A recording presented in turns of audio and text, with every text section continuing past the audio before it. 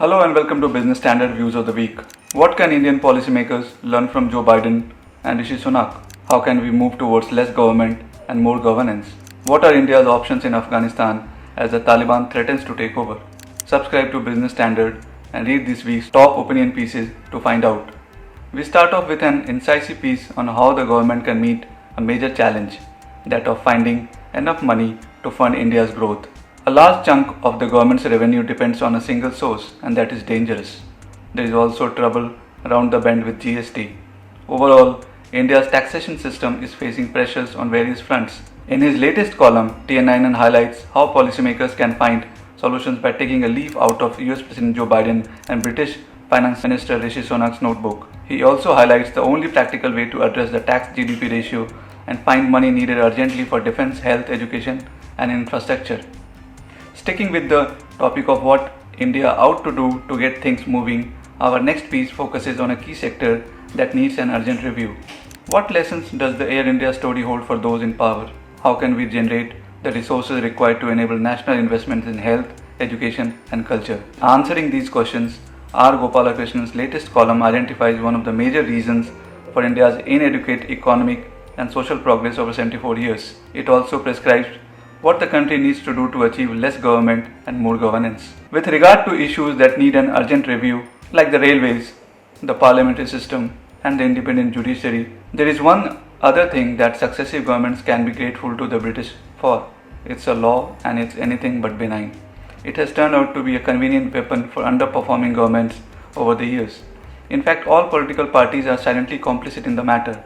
In his latest column, Shekhar Gupta presents a compelling argument on why the law in question is an abomination 2021 and must go. Next up, we decode what the recent cabinet reshuffle says about the government's priorities.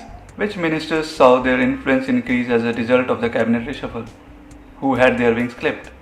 And what are the major challenges they will have to deal with? Answering all these questions, A.K. Bhattacharya's latest column cuts through the noise to narrow down on the message the government is sending. It also reveals the two areas that Prime Minister Narendra Modi is laying special emphasis on during the remainder of his tenure. Moving on, we bring you a piece that analyzes momentous geopolitical shift underway in the subcontinent. Shyam Saran's latest column analyzes what the Taliban's rapid return to power in Afghanistan means for India and the subcontinent. Former Foreign Secretary lays out the role that Iran, Russia, China and Pakistan are likely to play going forward. He also reveals how the US and the European nations are likely to react to developments in the war-torn country. Most importantly, the column ends by pointing towards the actions India might need to take to secure its interests. Next up, we delve into a problem that's raising concerns of corruption in a key financial process. The minuscule recoveries made in the case of Videocon Industries and Siva Industries have raised many eyebrows. These instances are not just mere haircuts by banks. In fact, they have led to tweets by an eminent industrialist and a trade union outfit citing the new game in town played by crony capitalists to steal hard-earned public money. In his latest column, Tamal Bandyopadhyay reveals the most important thing lenders can do to improve the recovery rate and avoid charges of crony capitalism.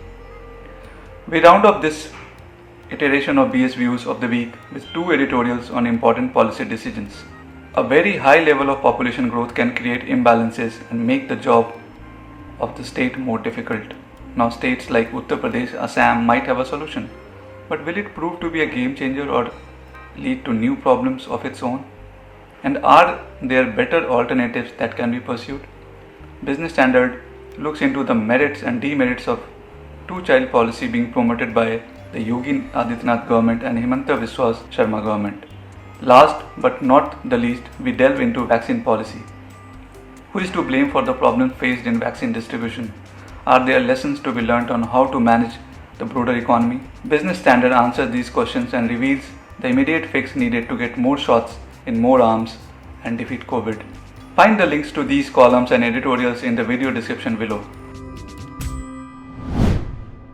If you like this video, share it and subscribe to Business Standard. For more news, views and insights, log on to www.business-standard.com. Do also follow us on YouTube, Twitter, Facebook, Instagram, Telegram and LinkedIn.